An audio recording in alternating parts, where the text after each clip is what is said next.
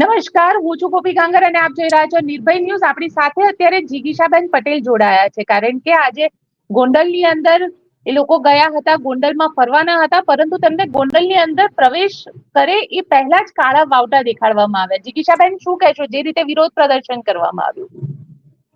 બેન, જો કે અમને તો કાલે સાંજના ફોન ચાલુ થઈ ગયા હતા કે તમામ ગામના સરપંચોને ભેગા કરીને, માર્કેટિંગ યાર્ડના જે કઈ મેમ્બરો હતા એ બધાને ભેગા કરીને, અને તમામ કહેવાય ને કે જે લોકો હોદ્દાઓ ભોગવી રહ્યા હતા પાર્ટી લેવલના કે કોઈ પણ જાતના, એ તમામ લોકોને કાલે રાત્રે ભેગા કરી અને સૂચના આપવામાં આવી હતી, ધાક ધમકીથી ડરાવીને. અને એમાંથી અમને ઘણા લોકોના ફોન પણ આવ્યા હતા. અને આ બધી જ વસ્તુ મારી સાથે થવાની હતી ને અમને કાલની ખબર છે, છતાં પણ અમે લોકો આવ્યા હતા.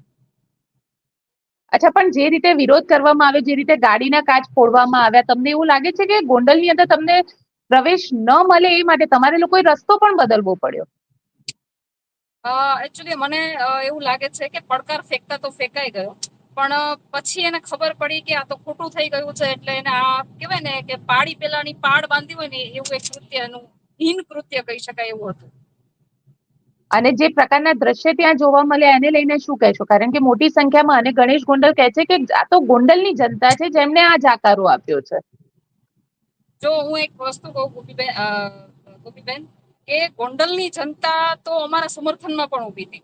પહેલી વખત જયારે હું આવીને અહીંયા ગોંડલની અંદર, ત્યારે પણ મેં આહવાન કર્યું હતું હું ગોંડલમાં જાઉં છું, ત્યારે લોકો ડરતા હતા કે તમે અમારા ફોટો વિડીયો ક્યાંય વાયરલ ન કરતા, અમારી ઉપર અત્યાચારો થશે, અમને દબાવવામાં ધમકાવવામાં આવશે. આજે બીજી વખત આવ્યા તો તમે સમર્થકોના ખુલ્લેઆમ જોયા હશે, સમર્થકોમાં વધારો થયો એ પણ જોયું હશે. તો ધીમે ધીમે ગોંડલની જનતામાં ભય દૂર થઈ રહ્યો હોય ને એવું પણ અમને ક્યાંક લાગ્યું. હજી અમે તો ઘણી બધી વાર હવે તો અવારનવાર આવવાના છીએ. અને આ તો ગોપીબેન એક એવી વસ્તુ હતી કે સુરતની અંદર અમે જે મિટિંગ કરી, વિનુભાઈ સિંગાડાની મૂર્તિ પ્રસ્થાપિત કરવા માટેની એક મિટિંગ હતી, અને એમાં અમે વિનુભાઈ સિંગાડાના હત્યારાઓ વિશે બોલ્યા હતા, કોઈનું પણ નામ લીધા વગર બોલ્યા હતા. પણ સુલતાનપુરની મિટિંગની અંદર ક્યાંક ને ક્યાંક એ લોકોએ પોતાની માથે ઓઢી લીધું, અને રાજકીય મેચ્યોરિટીના અભાવમાં એ જે નામ જો પાટીદાર સમાજના દીકરા દીકરીઓનો જે રીતે વિરોધ કર્યો અને જે રીતે એને પડકાર ફેંક્યો, તો ગોંડલ કોઈના બાપ દાદાની જગ્યા તો છે નહીં, કોઈ રાજાશાહી તો અહીંયા ચાલતી નથી કે તમે ગઢના દરવાજા બંધ કરી દો તો અમે લોકો આવી ના શકીએ. એટલે એને જે પડકાર ફેંક્યો ને એ પડકાર ઝીલીને અમે ગોંડલની અંદર ગયા હતા.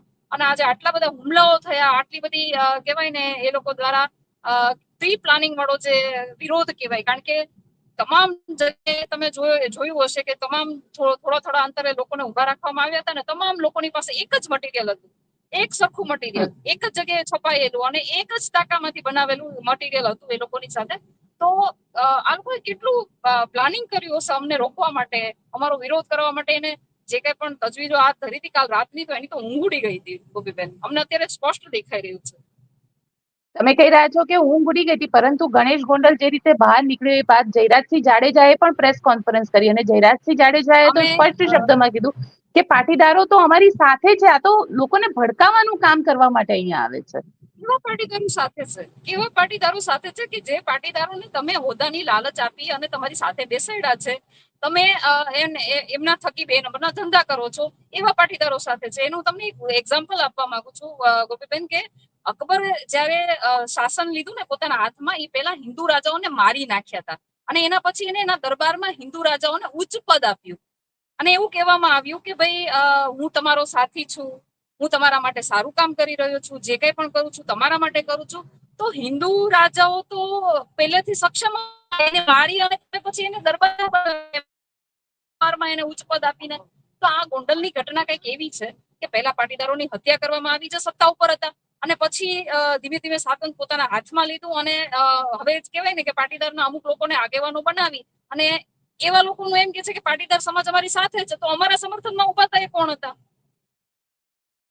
તો જીગીશાબેન, ત્યાંથી નીકળી જવું કેમ પડ્યું ત્યાં તમારે? કારણ કે એ જ બેન, વાતને ગણેશ ગોંડલ અમારા કહે જે છે કે એ જાહેર લોકો નીકળી કાર્યક્રમો ગયા. હતા, હમ અમારા જે જાહેર કાર્યક્રમો હતા, હું તમને પહેલેથી લઈને છેલ્લે સુધીની બધી વાત કરું. અમે ગોંડલ તાલુકાની અંદર પ્રવેશ કર્યો, ને એના પછી ગોંડલ પહોંચ્યા પહેલા એ લોકોએ રસ્તામાં ઘણી બધી જગ્યાએ લોકોને ઉભા રાખ્યા હતા વિરોધ કરવા માટે. છતાં અમે ગોંડલ સુધી પહોંચ્યા. જયારે ગોંડલના ગેટ ઉપર અમે પહોંચ્યા, ત્યારે સમર્થકો અને વિરોધીઓ આવી રીતે બે અરસપરસ ઝુંડ અમને ત્યાં જોવા મળ્યા. સમર્થકો હતા એમને અમારું સ્વાગત કર્યું, અને જે વિરોધીઓ હતા એમને નારા લગાવ્યા. એ સમયે ગોંડલની અંદર પ્રવેશ ન આપવા દેવા માટેની વિરોધીઓએ ઘણી બધી કોશિશો કરી. એમના જે સમર્થકો હતા, ગોંડલ શું કહેવાય છે કે આ જે એમએલએ પરિવારના જે સમર્થકો હતા એમને ઘણી બધી કોશિશ કરી, પરંતુ હું ગાડીમાંથી નીચે ઉતરીને પગપાળા ગોંડલના ગેટની અંદર ઘૂસી છું. એના પછી અમે લોકો ત્યાં માતાજીના મંદિરે અમે દર્શન કરવા ગયા, સ્વામિનારાયણના મંદિરે દર્શન કરવા ગયા.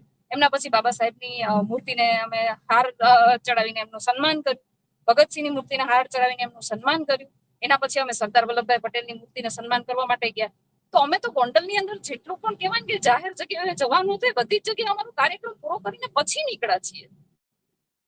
પણ સવાલ અહીંયા એ ઉભો થઈ રહ્યો છે ને કે ગોંડલમાં તમે સામાન્ય લોકોને મળવાના હતા, એ સામાન્ય લોકોને તમે નથી મળ્યા. જે રીતની પરિસ્થિતિ ત્યાં હતી એ પરિસ્થિતિને લઈને, કારણ કે પોલીસ પણ હતી, એ પોલીસ પણ ક્યાંક વિરોધ પ્રદર્શન કરવા દઈ રહી હતી એવું સ્પષ્ટ દેખાઈ રહ્યું હતું. સ્પષ્ટ દેખાઈ રહ્યું હતું અને સામાન્ય જનતાને દૂર રાખવામાં આવી હતી, પણ ઘણા લોકો અમારા સુધી પહોંચ્યા છે. ઘણા બધા વિડીયો તમને સામે આવશે. લોકો અમારી સુધી એમની વાત પહોંચાડવા માટે આવ્યા હતા. ઇવન જયારે ગોંડલની અંદર અમારા કાર્યક્રમો પૂરા થઈ ગયા ને લોકોને ખબર પડી કે અમે લોકો ત્યાંથી નીકળી ગયા છીએ, તો ગોંડલની બહાર પણ એ લોકો અમને મળવા આવ્યા હતા. અને કારણ કે તમે લોકો જે રીતે નીકળી ગયા ત્યાંથી અને ત્યારબાદ જે રીતે આખી પ્રેસ કોન્ફરન્સ કરવામાં આવી, કાળા કપડાં પહેર્યા ગણેશ ગોંડલે અને કાળા કપડાં પહેરીને વિરોધ પ્રદર્શન કર્યો. વિરોધ પ્રદર્શનમાં રોડ ઉપર બેસી અમે ગયા, જયારે ઘણી બધી ગોંડલમાં મહિલાઓ, આવ્યા ત્યારે પાટીદાર અમે જયારે ગોંડલની અંદર હતા ત્યારે આ ગોલ્ડન સ્પૂન બોય ક્યાં હતા? અમારા ત્યાંથી નીકળ્યા પછી કેમ બહાર આવ્યા? અને બીજું કે જે રીતે દલિત સમાજની રેલી કરવામાં આવી હતી અને જેવી રીતે એના ઘર પાસે ખાડા ખોદાવવામાં આવ્યા હતા કે જેથી કરીને રેલી તેના ઘર સુધી ના પહોંચે, એવી જ રીતે અમને એમના કહેવાય ને પોલીસ તંત્રને બાનમાં લઈ અને ત્યાં બેરિકેડ મારી દેવામાં આવ્યા હતા. અમને એના ઘરના રસ્તા ઉપર બે જગ્યાએ બે બાજુ બેરિકેડ લગાવેલા હતા. તો તમારામાં એટલી બધી તેવડ છે, તમે કહો છો કે મારું ઘરનું એડ્રેસ આ છે, તો પછી આવી બધી તજવીજ કેમ હાથ ધરવામાં આવી? શું તમે ડરી ગયા હતા કે અમે તમારા ઘર સુધી પહોંચી જશું, તમારા ઘરની અંદર આવી જશું? એટલી બધી ડર લાગતી હતી તમને? પણ અમારામાં એવા સંસ્કાર નથી. કદાચ તમારા ઘરે આવીએ ને તો પણ અમે તમને સારી રીતે તમારી સાથે વાત કરીને જ નીકળવાના હતા. અમે તો ગોંડલની અંદર ફરવા આવ્યા હતા. અચ્છા, આજનો તમારા જે અનુભવ રહ્યા એના ઉપરથી ગોંડલને લઈને શું કહેશો?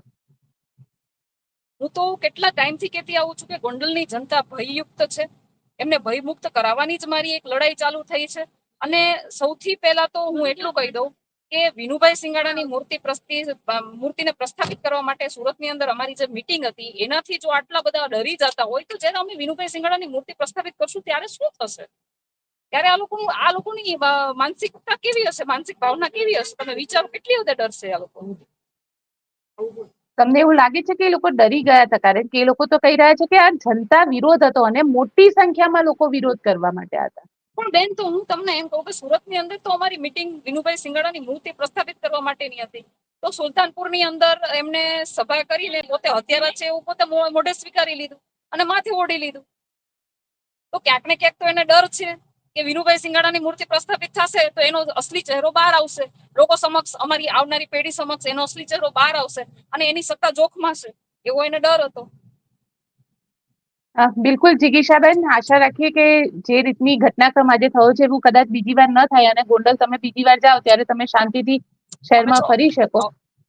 અવારનવાર ગોંડલ આવીશું, અવારનવાર. ગોંડલ કોઈના બાપ દાદાની જાગીર નથી, કોઈની પેઢી નથી, કોઈ રાજાશાહી અહીંયા ચાલતી નથી. એટલે ગોંડલની અંદર અમે અવારનવાર હવે આવતા રહીશું, કારણ કે લોકો અમારી સાથે જોડાણા છે ને એમને ક્યાંક ને ક્યાંક અમારી પાસે આશા છે. બિલકુલ, અમારી સાથે જોડાવા માટે આપનો ખૂબ ખૂબ આભાર જિગીશાબેન.